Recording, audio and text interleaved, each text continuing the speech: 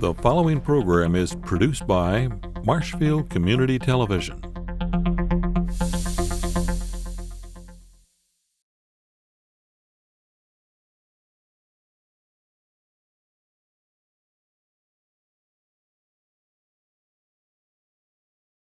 There, but the Wickedwood County, Wisconsin book evolved, of course, from my columns in the two newspapers, Marshfield and Wisconsin Rapids.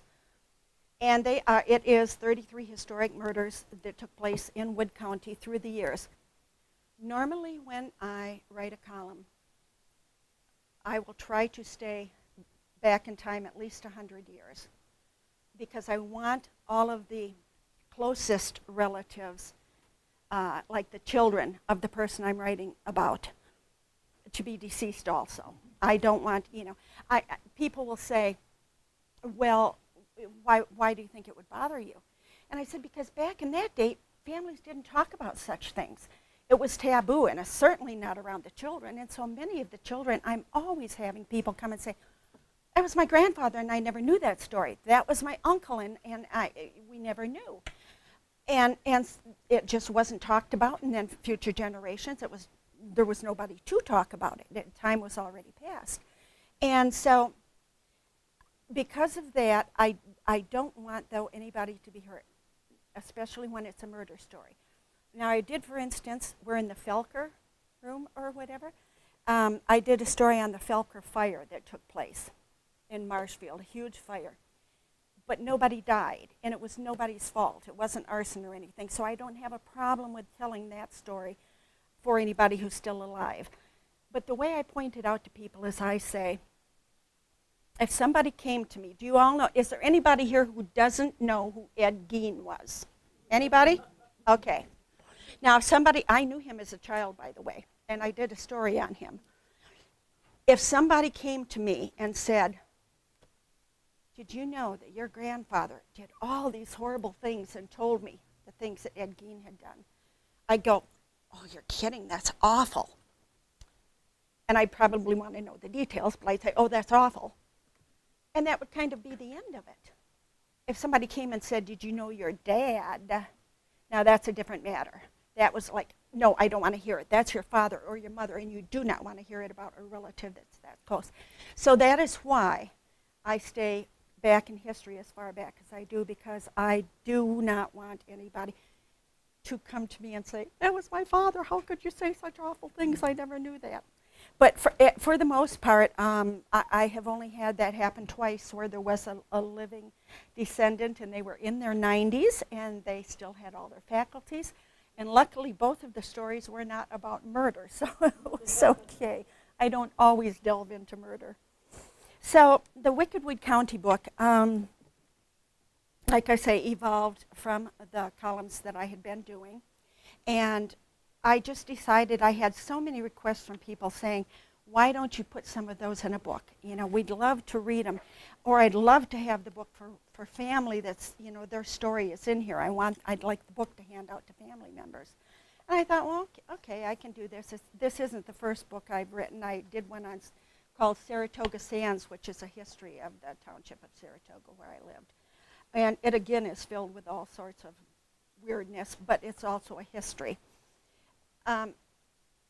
One thing, since I mentioned Saratoga, that I will mention now, which I believe is in my book. When Wood County was settled, it was settled in different pieces of it, of course, and for different reasons. Now in Wisconsin Rapids, we have the river. And so that was settled by the rivermen and the mills. We had the shingle mills, the log mills, and all the logs came down the river, and it was a rough, tough, wild, crazy, almost like Wild West feeling town. In Marshfield, on the other hand, you had your loggers up here, but it basically was farmers. And so it was a different class of people. Now, while you had murders up here, you did not have as many back in the day that it was settled. They weren't quite as wild and crazy as they were in Rapids and Stevens Point and Wausau. But you still had your share of weirdness up here. But I noticed through all the years of writing these stories that the closer you got to South Wood County, not only were there more stories of murder and mayhem, but they were more bizarre.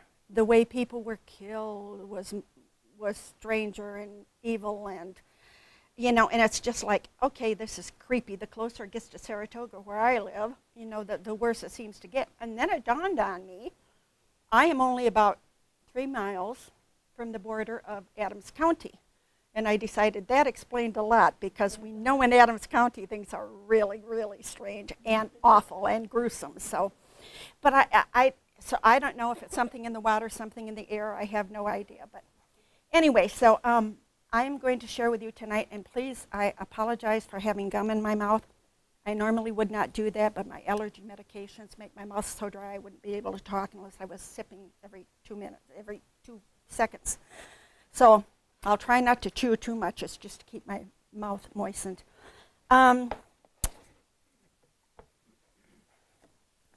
After I read these 2 selections, then we will have a little question and answer period. And then for anybody who's interested, I'm going to read 1 selection out of this book of mine, which is pure fiction. And this is a result of the people, my readers, who would say, I want to see what you write. I will warn you right now, anybody who's interested in it, it's pretty dark. So it may or may not be your thing, but it's all fiction, trust me. Okay, the first one I'm going to read here in the Wickedwood County book. I chose 2 from up in this area, and the first one's chapter 11, called A Vengeful Murder. Let me know if somebody can't hear. For 7 years, William Moran, a fireman on the Northwestern Railroad, and his wife, Mary Jane Chase, resided in Marshfield on Vine Street. By 1899, the couple had 4 children, Blanche, 14, Eleanor, 9, William Jr., 6, and Genevieve, 2. Although William, according to newspaper accounts, was not liked by most of his associates and had no friends, Mary was very well liked in all her social circles. This fact seemed to irritate William and cause him to not only mistreat Mary, but accuse her of having affairs behind his back. Mary, who by accounts from others was constantly beaten and choked by her brutish husband, finally had enough, and in early 1899 she filed for divorce, charging cruelty. William packed his things and moved to a railroad boarding house, and even asked the railroad for a different route that would remove him from this area of the state. That transfer not forthcoming, William continued to brood about his state of affairs, finally deciding to take serious action. On a stopover in Fond du Lac, Wisconsin, William purchased 2 items, a gun and a glass cutter.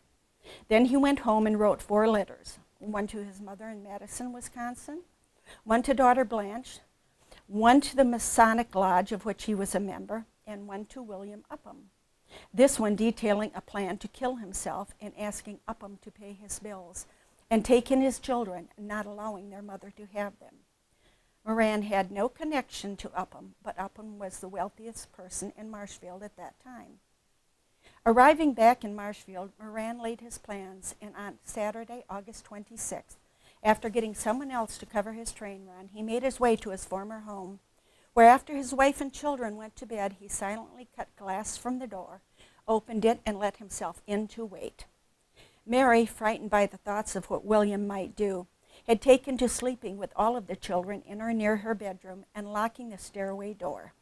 Blanche and Genevieve were with her, and Nellie and Willie in an adjoining room. Because his family was locked safely away, Moran quietly removed his shoes, then simply sat down in the chair in the living room to await the family coming out of their bedrooms on the 2nd floor. No one will ever know when the plan changed from William simply killing himself in the presence of his family to killing Mary, but it did. Early Sunday morning, 2 of the children rose and came downstairs for a drink of water, and upon opening the stairway door, were met by their father, who immediately started up the stairs. Daughter Blanche, hearing the noises from below and keenly aware of trouble brewing, hurriedly dressed and ran to a neighbor's home for help. While dressing, she heard her father ask her mother if she would withdraw the suit, and Mary refused to do so.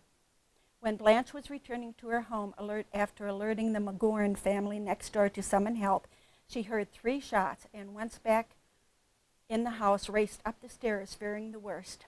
At the head of the stairs, she passed her father, who was reloading his revolver. While Blanche was in the room attending her mother's lifeless body and young siblings, William headed to the attic where he killed himself with one bullet to the head. In all, 3 shots were fired at Mary. At the coroner's inquest, it was supposed the first shot was fired into the ceiling, either to prove the gun was loaded or during a struggle for the weapon. It was guessed that the second shot was fired into her temple while she was seated on the edge of the bed. Then the third bullet caught Mary under the chin and went through the head, assuring she was indeed dead. What truly took place and in what order is conjecture, as the 3 youngest children in the room with her at the time were not able to give sensible witness to the tragedy. But it mattered not anyway. The deed was done and the result was the same. Mary was dead. The Marshfield Times reported it was left to Dr. Budge to attempt to put the facts together at the inquest, where Judge Hirth ruled it a murder-suicide. William's body was sent back to Madison, Wisconsin for burial, and Mary's body shipped to Lancaster, Wisconsin for interment there. The 4 children went to live with Mary's mother in Lancaster as well. At least 3 of the children married and had children of their own. All 4 of them ran children living long lives. One only hopes they were finally happy lives. And the second one is called Murder Will Out, Buried Treasure. Back in November 1900, slightly west of Marshfield, Andrew Olson was out on his farm cutting down a maple tree that grew in the pasture. While not the first tree he had ever taken down, this time he would find something far different than just roots under the old tree. As he was working there, he discovered a cavity near the base of the maple, and subsequent investigation revealed a wooden box. Although buried so long that the wood was thoroughly decayed, the 2-foot by 2-foot chest still had plenty to reveal.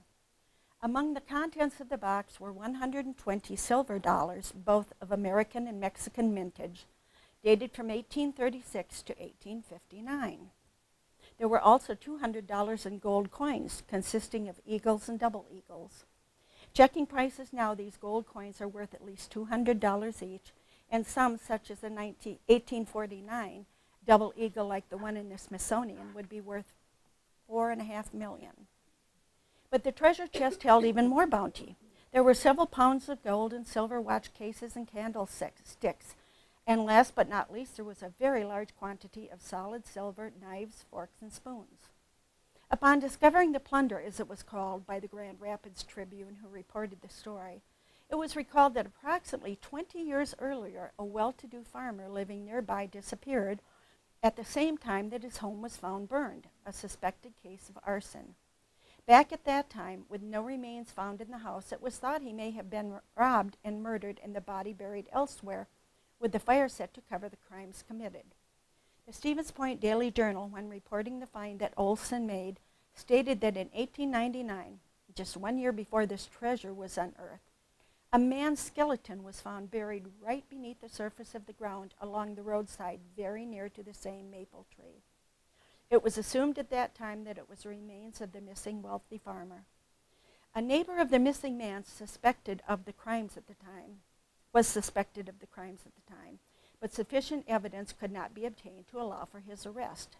Later, however, that same man was arrested while burglarizing a store in Pittsville. And at the very time this box was found, he would have been serving a 20-year sentence in Waupun. Hours spent searching old newspapers and other archives and records led to no further illumination of this strange story. So we are left with nothing but questions. What happened to the stash? Did Olson get to keep it? But more importantly, if the skeleton found near the hidden cache was indeed the farmer, was it simply coincidence that he was buried so close to it? Or did the murdered man lead his killer to the spot to give him the box, but was killed before he could do so? Perhaps at the very last moment fighting with his assailant and dying before the mission was completed, leaving the murderer with no choice but to bury the man and move on without the expected treasure. It is possible, but not plausible, that the killer was led to the buried box and after killing the farmer decided to leave the plunder there until a later time, then found himself arrested and incarcerated for another crime. But normally criminals do not think that way. I think had the murderer found the treasure, he would have hightailed it with the goods and had no reason to have to try burglarizing a store.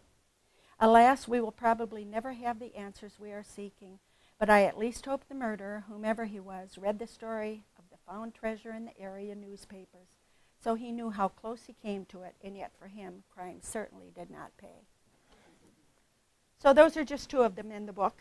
And I would say it probably is about 50-50 Rapids area and Marshfield area.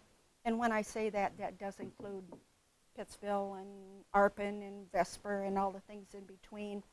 For those of you who do read the Marshfield News Herald as opposed to the Rapids Tribune, I will tell you that 90% of my stories in Arpin, Vesper, Pittsville go to the Rapids Trib. I have to choose one or the other. So I put those in Rapids. Auburndale, Sherry, and of course Athens and things, you know, right around this area, all the way up to Neilsville, come then to the Marshfield newspaper. I think there might be a story or two from Neilsville here, but for the most part they would be pretty much Marshfield area and Rapids area. So, any questions?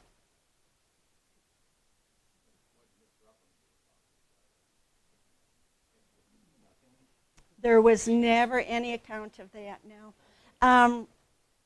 Things were written, I would say predominantly my sources are newspaper archives of one type or another.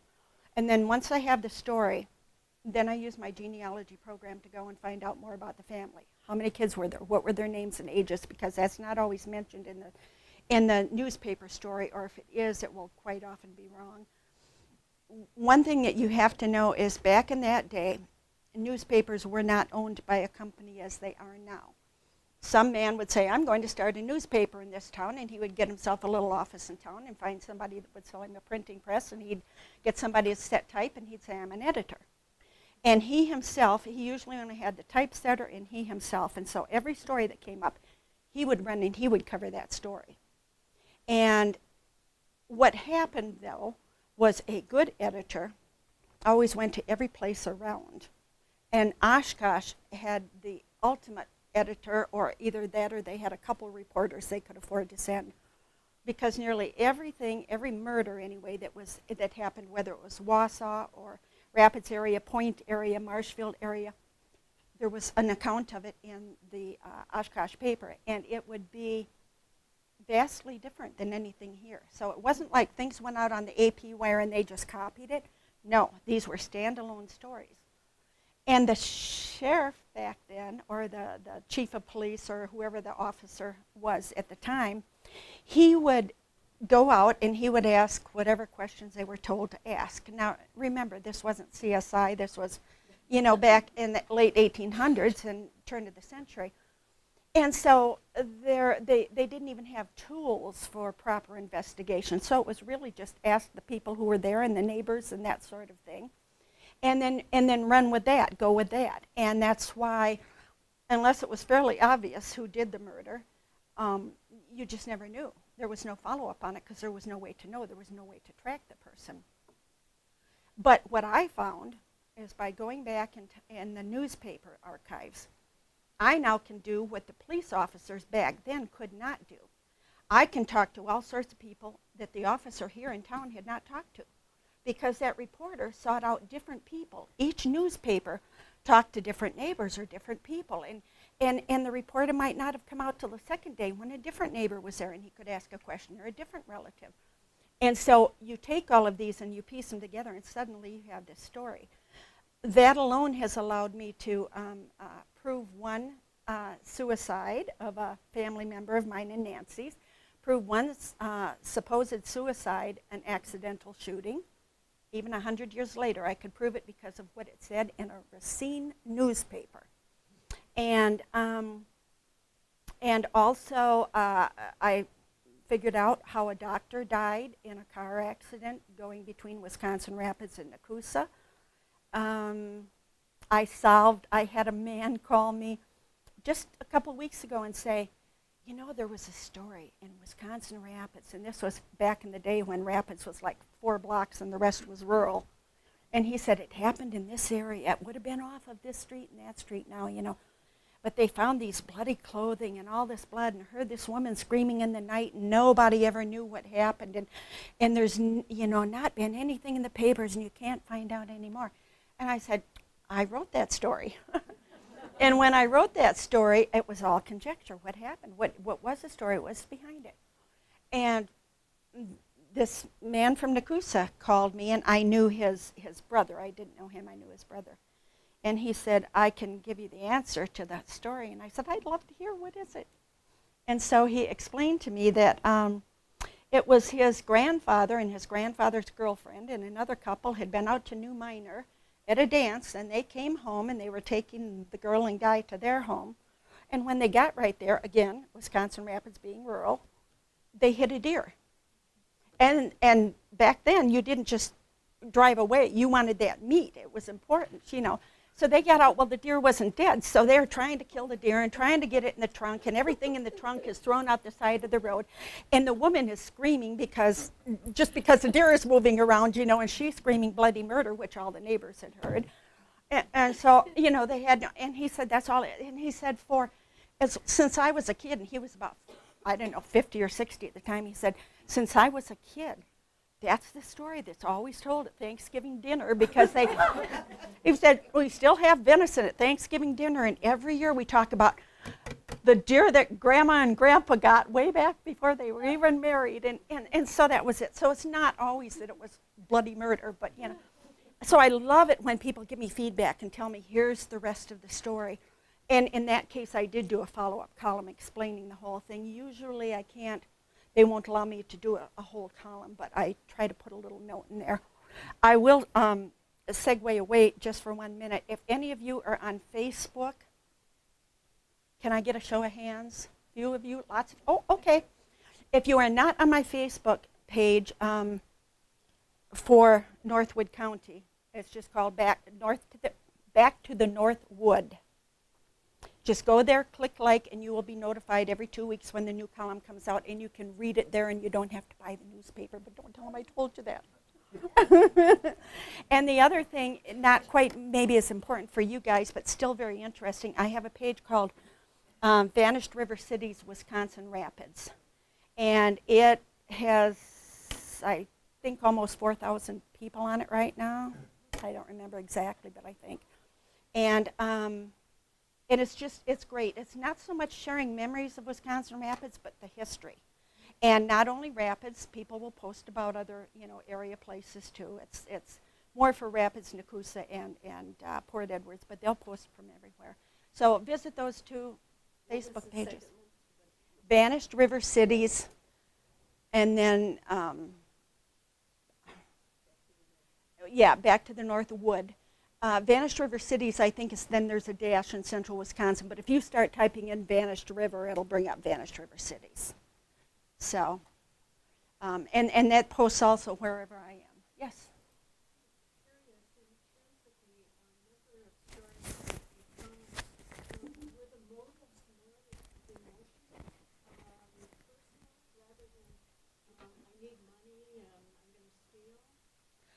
It's a mix of both. Normally, whenever anybody, whether it was a husband or a wife or a brother or sister or whatever, was found dead in a home, you could almost count on it being a family member, the spouse, or, you know, a close family member. If the body was found out in a lake or out in the marsh or out in whatever, it quite often was somebody who was, you know, they were seen downtown with a bankroll, and somebody would take them out and murder them. So it's a little bit of both. The ones, of course, that interest me the most are the ones where it is a family member, whatever, where there's a lot of intrigue. The story is also in here. A story I was asked never to do. I don't know how many of you are aware that Pittsville was actually, the first person living there was not Pitts, it was Severance. And I had written exclusively on his story of settling Pittsville, and for his grandson, I believe, who is an elderly man himself now. And I said to him, could I do the story of Harry Severance, who changed his name to Harry Tracy, who was an outlaw back in the day and wanted across the entire United States. The papers were full of him. He murdered, I don't know, at least a dozen people, I think, at my count, over a period of a few days before he was finally shot and killed. And he said, no, because every single thing out there is wrong. None of it's true. None of it, no, you cannot do that story. Well, maybe someday I'll give you the information. Well, it's been like 8 years, and I thought, you know what, I'm doing the story. And what I put in the story about it are things that I know from enough sources are fact. I didn't deal in the fiction. There were movies, they're listed in here, the movies and books written after the fact. And all the people claiming to know him and claiming he was part of the Hole in the Wall gang and Butch Cassidy and the Sundance Kid and all that, and that wasn't true. So I think what I have in here is pretty close to the truth. And there's a very interesting twist at the end of it that nobody else has ever brought up, and I don't think even this man that I was talking to knew about this other thing that I found quite by accident. So it's an interesting read also. So, other questions? I'm sorry, I'm still yakking. Yes? No.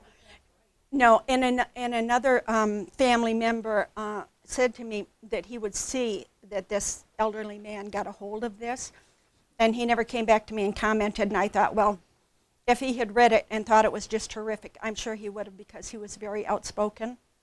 And so since he didn't, I thought, well, he must have thought it wasn't too bad. But I mean, it's a good story, and I'm a writer. What do you do not write it, Other questions? Yes? Well, as I said earlier, and I think you might have been out of the room, my dad was such a storyteller.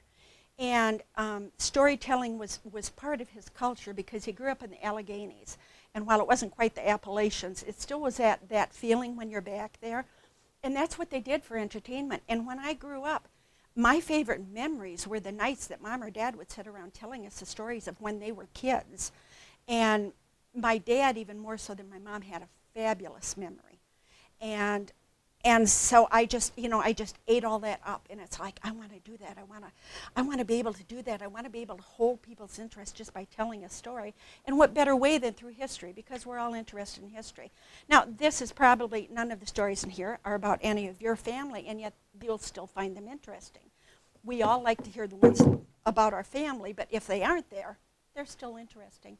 So that kind of is what it was. And then I also have some very interesting anecdotes that happened through my lifetime that are of historic mention, kind of.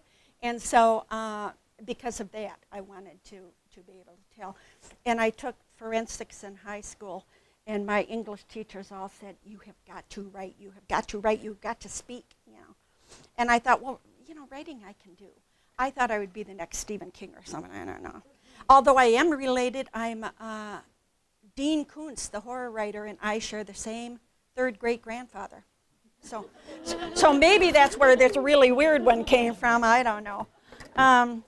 But I thought I can write, but I don't know about speaking. And then I don't know how many of you are familiar with Ray Bradbury, and I always liked his writing, and I especially liked his short stories. And he did one, my all-time favorite short story. Go home and look it up. It's called The October Game. And when I read that, and I had a teacher that year who said, everybody bring your favorite short story to class and read it. And I thought, I'd read that so many times I practically had it memorized. And I thought, okay, I'm not a speaker, I've never spoke before, but I'm going to do this. And I got up and I read that. And when I got to the last line, one of my classmates fainted. Several of them gasped. But I actually had the attention of the whole class, even the guys who do nothing but play with their pencil and look around and act bored all the time. Everybody was riveted. And that told me right there that the power of the written word or the spoken word, the written word has power if you know how to use it and know what to do. And I thought, I've got to be a writer. So, but The October Game. Yeah, Ray Bradbury, and it's online. You can go home and The October Game. Yeah. Mm-hmm. It's, if you think mine is dark, it's a lot darker, Nancy. You may not want to. And I grew up, my fiance's here, and he reads one of mine out of this book, and he'll say, you scare me. I don't know if I want to be able to go to sleep at night. I don't know if I want to be married to you, you know. And he hasn't even got to the murder book yet, the true ones, you know. It's just what's in my mind, what's come out of my mind. And that's kind of, I told him I grew up with loving Alfred Hitchcock and The Twilight Zone and Outer Limits and all those spooky ones and the ones that had the twist at the end. And so I can only do so much of a twist in these because really you've got to stick with the truth. But these I could do twists, and so I did twists all over the place. So yeah, so if any of you are interested in the pure fiction and you like a little bit creepy stuff, you probably would like that one too. More questions? Yes.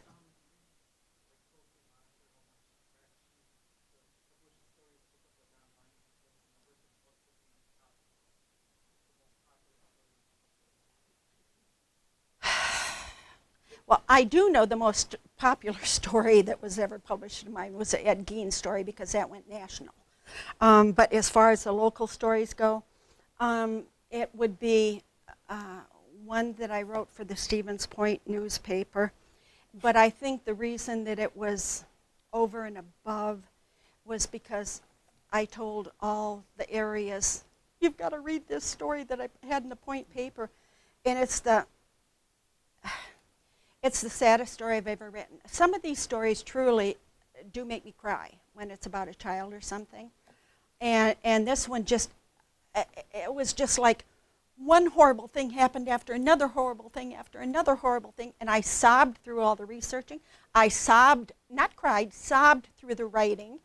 I didn't think, every time I had to proof it and edit it and get it ready, you know, to send to the editor, and so then everybody was commenting on that, and everybody was sending that on, and the hits that I had on that were major. And it does tell me for each area every week how many people have seen it, how many people have viewed it, and of course I know when there's a notification that they've commented, you know. So I would say that probably was it, and it wasn't even a murder story. It was just a horrific, horrible accident that happened, and just got worse and worse as it went on, yeah. So I'm waiting for the one question somebody always asks, and none of you have asked it yet.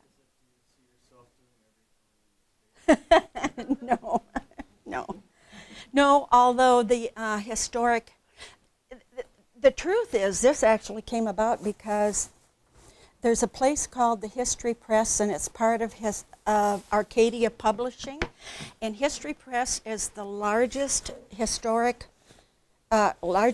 publisher of historic stuff in the United States, and they contacted me early last year, about March, April, and wanted me to do, I'm sorry, I'm holding up the wrong book, wanted me to do this book. They said that they had gone online, read what I had done in my columns, and what I do. First, they wanted me to do Point, though. They didn't want Wood County, they wanted Stevens Point. Portage County is a much bigger market than Wood County is. And so they asked me if I would do it, and I went through all the details, did everything but sign the contract, and said, you know what, no. The only thing it would give me that I don't have publishing myself is the fact that you could have walked into a Barnes & Noble and bought it. But there again, it's Wood County, Wisconsin. It's only going to be center of the state Barnes & Nobles. You aren't going to walk into Milwaukee or whatever and find it. And I thought, no, you know, and trust me, royalties don't pay a lot unless you are Stephen King. So it's like, no, I'll just do my own. I've got my own fan base, my own, I shouldn't say fan base, my own readers in the county, and I will just rely upon them. And I've had marvelous sales so far, so I think everybody likes to hear about the past, especially if it doesn't have to do with them. Yes?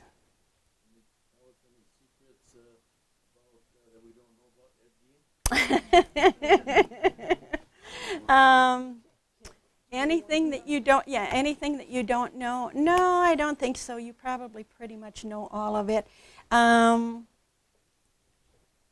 You probably know all of it. I mean, especially if you research. There are things, for instance, they think that some of the people who went missing in La Crosse when he lived in La Crosse, that he had done things to them. That was never proven.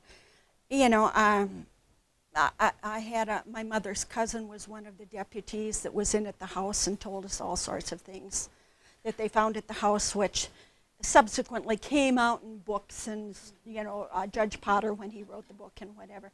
But no. Nope, don't know any secrets about that.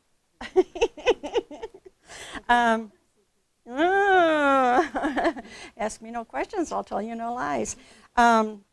No, I'm quite often asked, is there anything yes?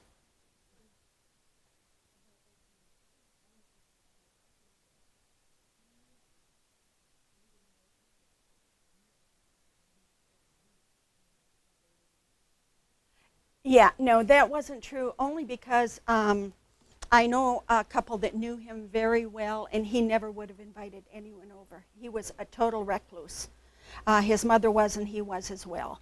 I do think he killed his brother. I have no doubt in my mind about that he was the one that killed his brother. Other people that they say went missing out there, I don't know, I can't speak to that.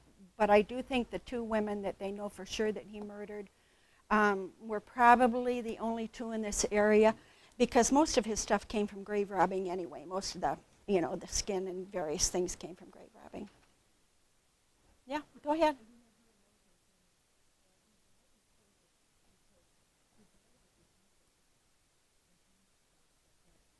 No. Mm-mm. No, no. No, he died in a mental institution anyway, but it wasn't from eating anything bad. He just died. He was a frail old man. I do believe he had, if I'm not mistaken, I'm thinking he had like a cancer or something. Yeah, but not, yeah. No, no. No, and that really, I know enough about medicine to know that that doesn't happen. If you had a cow with cancer and you ate the cow, you wouldn't get cancer. It doesn't transfer. It goes through your digestive system and on out, and it wouldn't transfer. No, I'm usually asked, is there ever a story you wish you hadn't written? None of you thought of that? Yes, and it's the Ed Gein story. I wish I had not written it. Well, just because it just drew every weirdo out of the woodwork from all across the United States, and which I partially blame the Tribune for that, because when it went on the AP Wire, at the 50-year anniversary, which was 2007, they did a pullout section. And they were, sent reporters out to talk to this and do this and cover that and whatever. And then my daughter happened to mention, oh, by the way, my mom knew him. Well, you do this story about, and I was 10 years old when everything went down in 1957. And I hemmed and hawed around and said, yes, I would do it. And so I did the story. And then I was having a problem with the editor at that time that was editing this section. And I said, he cannot edit my stuff. I had a no edit clause. But he would not. He said, no, I'll edit it. I'll do what I want to it. I said, then I won't write it. So the managing editor said, okay, we'll make sure he doesn't change one word in it. Well, he didn't, but he changed the title.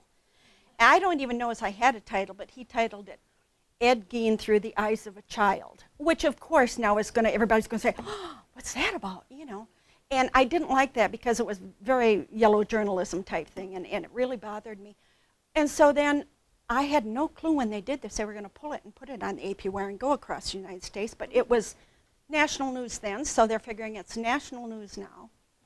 And for those of you who read my column, you realize at the bottom of the column is my email address, my contact information, and that's supposed to be pulled off. Anything that goes on the wire, that gets pulled off, and they didn't pull it off.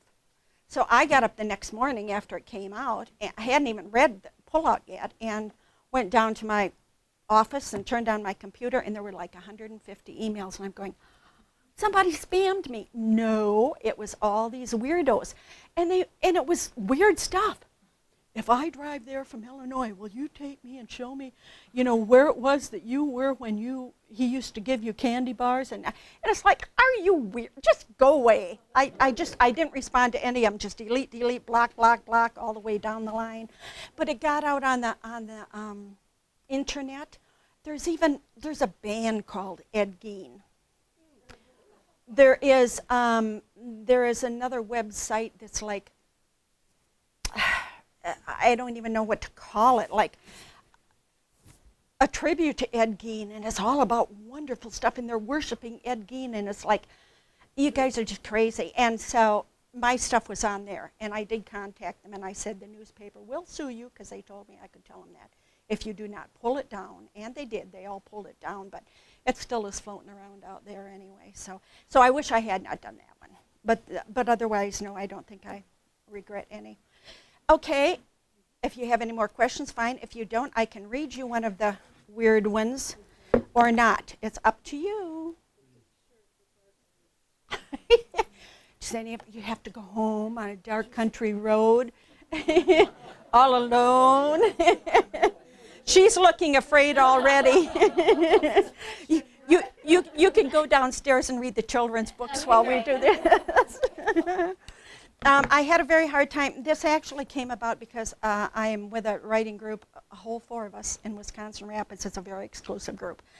And we didn't want to do writing assignments and all that. We really are just friends who get together and talk, but we all write in different aspects of our lives. And one day we were talking after we'd been together, I don't know, 2-3 years, and somebody came in with a story of 50 words and said, let's each write a story in 50 words. And we said, okay, what's the title? And the other girl that was sitting there said, how about The Red Tablecloth? Because that's what was on the table.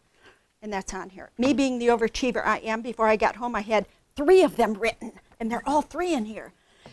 Anyway, we decided halfway through, we went through the year. Then we said, well, let's do one about January. Let's do one about February. And about halfway through the year, we said, let's all 4 of us put them in this big book, and we'll whatever. And then they all flaked out, but one guy who actually said he would submit his for contests, and he does very well with that. So I said, that's okay. I'll just do them myself, and if I'm the only one who has it, I have it. So it's actually through the year. It's out of my mind. Kind of takes you from January through the rest of the year. And I realized when I went to pick out a story to read that many of them you have to read yourself because you have to see the wording of it, if something has a capital to it or not, to know exactly what I'm talking about. You'll know. A good one for that, Nancy, is Waiting for Summer. I'd love to read that one, but you guys wouldn't get it. So I'm going to do, and just because you've got to see it, you've got to see what it is. Because it's about a girl named Summer, and it's also about the season named Summer. And so if I just mention summer, you don't know which one I'm talking about. So you've got to read it so you know. So I'm going to do July, which surprisingly is not about the 4th of July. It's called Restoration. And I'm doing it because my fiance tells me it's one you will all identify with because we all have the same fears. So we'll see. Daniel did not need GPS to tell him he was lost. He knew it. I'm going to stop right here for a second and tell you one other thing. When I'm writing the historical items, I have to stick with that. When I write a story for myself or I tell a story to children or people, they always say write about what you know. And so every one of these stories has a huge part of me or my fears or whatever in it, and that's why I think you'll see you. Daniel did not need GPS to tell him he was lost. He knew it. He knew when he turned off the main road because it was so cracked and patched that it had actually given him the start of a migraine as he bounced around in the small truck. Not for the first time this trip, he was regretting his car was back home in Albany. But who would have thought simply traveling across Vermont would be such a huge deal? The state was what? Maybe 90 miles from west to east? And that was at the widest spot. He was only driving 80 miles from home to Brattleboro. He had done this many times before. He and Laura often vacationed in Vermont or Maine. Things were fine until Bennington, and then somehow he got himself off on Highway 9 and onto 7, heading north. He knew Highway 9 would have taken him right into Brattleboro, but now he would have to head back south. By the time he realized his mistake and tried to find a shortcut that took him back, he was lost. Correction, he was not just lost, he was confusingly lost. Although he still had an old New York map from 2002 in his glove box, he carried no other maps, relying entirely on his Garmin. Trouble was, he never did the updating to the latest maps, and so often in amusement, he would see his auto icon driving off through what seemed to be a field with no road whatsoever, while Jack, the automated voice, flatly stated, "Recalculating." We've all been there, right? It was very funny to see it when he knew where he was, not so funny when lost in the totally unmarked back roads winding through the Green Mountains. As if to add insult to injury, the dark gray skies suddenly opened up and started a steady, heavy rain. Daniel leaned forward and glanced up, deciding with a sigh that this was one of those days the rain would pour for hours. Daniel was more than irritated by the whole thing. He knew he had to see the new client today because tomorrow was Friday and the July 4th holiday, and the office would be closed that entire time. Besides, Daniel prided himself on being both punctual and a man of his word. He glanced again at the Garmin. Not only was his auto icon driving off into nowhere, but now his direction reading was failing. With nary a curve in the roadway, it would flash from north to east, then to south. All he could figure was that something was interfering with the satellite reception. Now, on top of everything else, he was not even sure he was heading in the right direction. Slamming the palm of his hand against the top of the steering wheel, Daniel let loose with a stream of expletives, as if that might help the situation. Not only did it not help, but just as soon as the words were out of his mouth, he saw something skitter rapidly across the roadway, and he braked quickly. The day being dark, he was unsure what it was, but it was big. It resembled a mole or vole, but it was much, much larger. Taking note of the fact that where there was still an edge on the road, it was now pretty mucky from the rains, and not wanting to get stuck there, Daniel was thankful that he had not had time to swerve. Most places, though, he noticed there was barely an edge. Worse yet, in some areas, there seemed to be portions of the roadway actually broken away and falling down rather steep mountainsides. Suddenly feeling a lot more insecure than when he thought he was just lost, Daniel slowed down even further and then decided that the next spot where the roadway was wide enough, he would find a way to turn the truck around and at least follow the blue line on the Garmin back to civilization. It was the one thing still left in his bag of tricks, but doing so meant he was admitting defeat, something Daniel disliked even more than being late. It's a man trait. It mattered little, though, since turning around would be a problem, because when squinting to look further down the road, he realized it was merely a trail, much like the Appalachian Trail and the Long Trail, both of which zigzagged along the side of the mountain further south of him, if he was located where he thought he was, and that was a big if. Checking his Garmin again, he realized it had stopped reading the direction completely, and there was no indication of what road he was actually on. In fact, even the clock on the Garmin seemed to have failed. It still showed the little blue auto icon wiggling along in the middle of nowhere, but that was all. Coming to a full stop, Daniel tried to ascertain what he should do. Peering into the increasing gloom ahead and then glancing into the rearview mirror, he wondered what time it actually was. It should be no more than noon, but it seemed like it was much later in the day. Cursing the rain as he had a bit earlier cursed his bad luck, he glanced at his watch. It too had stopped. He knew he should have changed the battery before now, but did it have to quit today? Holding the steering wheel in both hands, he rested his head against the top of it with a thud and closed his eyes. What next? Would his cell phone still work? He felt it highly unlikely. He had always had problems in or even near the mountains. With a discouraged attitude, Daniel dug in his pocket and his hand came out with his cell. He thumbed the button on it but got no response. It did not turn on. After repeated attempts, he sighed and opened the back, removing the battery. He knew he had put off upgrading to a newer phone, and now he was paying for his procrastination in that too. No updated Garmin maps, no replacement watch battery, no new cell. While waiting for everything to reset on the phone, he once again pondered his dilemma. By now feeling that being late for the appointment was the least of his worries because it seemed to be getting darker by the moment. Mentally allowing for 3 minutes, he started to put the battery back in the phone when a very loud thump jarred his thoughts and the truck. Letting out a small cry of surprise, he quickly looked around and saw a very large raccoon jump off the top of his truck. It must have jumped on the stationary vehicle from a tree. Peering after it, a chill ran down his spine. It was larger than any raccoon he had ever seen before, and he and his dad used to hunt some big ones back in the Allegheny Mountains in south-central Pennsylvania. A very surreal feeling took hold of him, as it seemed that once the raccoon was on the road, it stood the height of his hood. Surely that was an optical illusion, or it was not really a raccoon but something else. Still, with that ringtail, what else would it be? Pushing the battery in place, he rebooted the phone. As soon as it ran its scans, full return of all functions should take place. He knew the battery was well charged, and although the phone tended to glitch and freeze from time to time, the Android was still usually rather reliable. Except in the mountains, nagged the little voice in his head.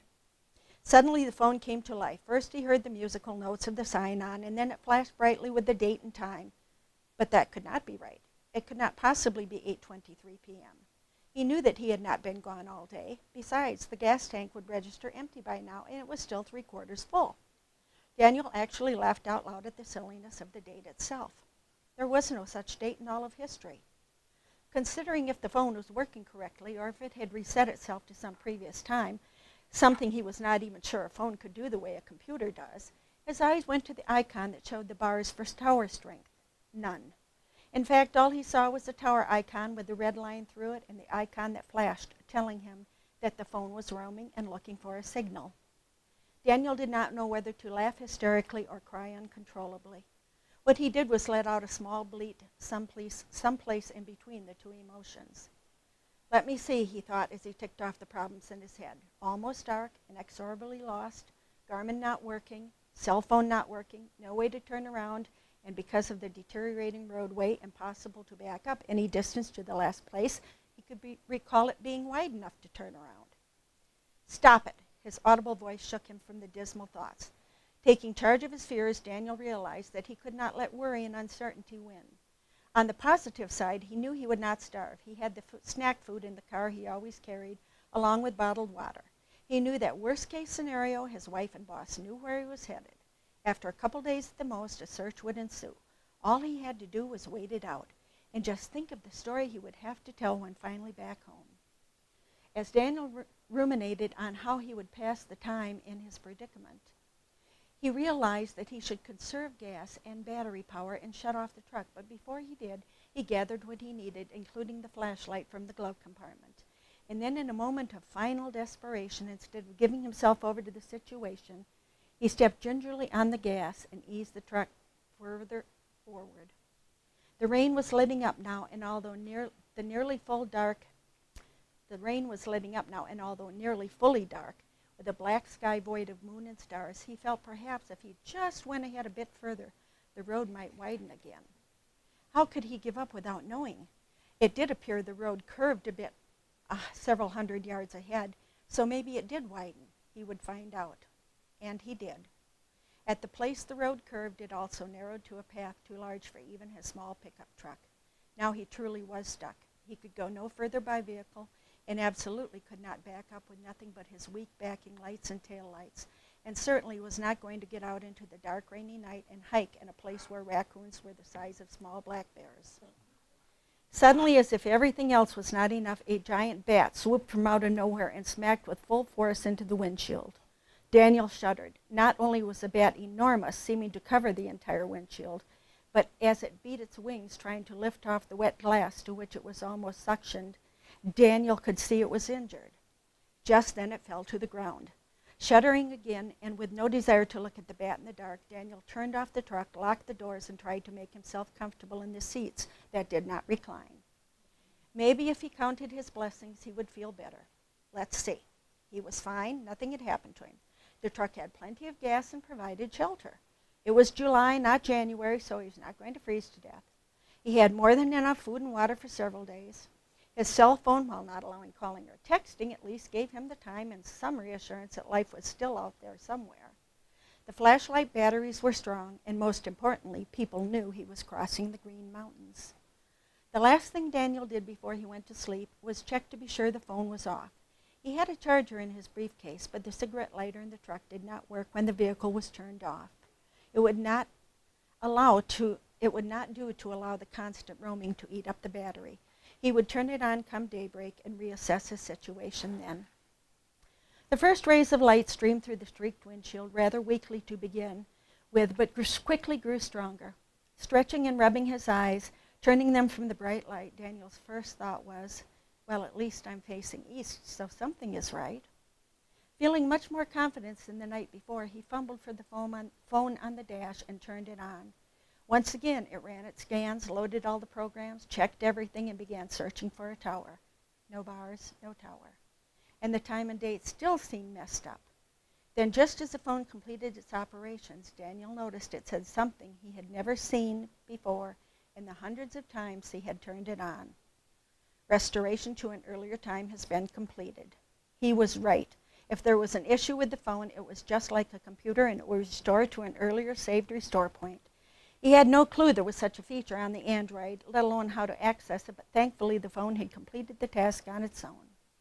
Daniel mused over having a phone with that sort of technology instead of perhaps an iPhone, which might not. Now, if only the Garmin were to do the same thing. Not only was it not working right, but when it came on, the map showed some place not even familiar to Daniel. No matter how much he zoomed out, there were no roads showing, no landmarks, no names for anything. In frustration, Daniel shut down the Garmin and opened the truck door, squeezing himself out into the humid morning air. Time to assess what he could do. While on the left side, the mountain rose steeply, on the right, it fell away into a deep chasm. Stepping down from the truck to the edge of the path, his foot was immediately sucked into muck to the ankle, and jerking out his foot, he nearly lost a shoe. Pulling himself back into the truck, Daniel crawled across the seat to the other side and opened that door. He could tell by the underbrush at the edge of the path that this side afforded a bit more room. This time, both feet landed firmly on the narrow trail, but barely. Gingerly squeezing past the door as he was closing it, he rounded the front of the truck. And that was when Daniel noticed two things simultaneously. First, it was not a bat lying dead on the ground. It was a moth with a 6-foot wingspan. And second, he was fairly certain the face he saw peering at him from the foliage belonged to a Stegosaurus. Daniel's final sane thought was, yes indeed, restoration to an earlier time was complete. Anything else? Thank you. Thanks for coming.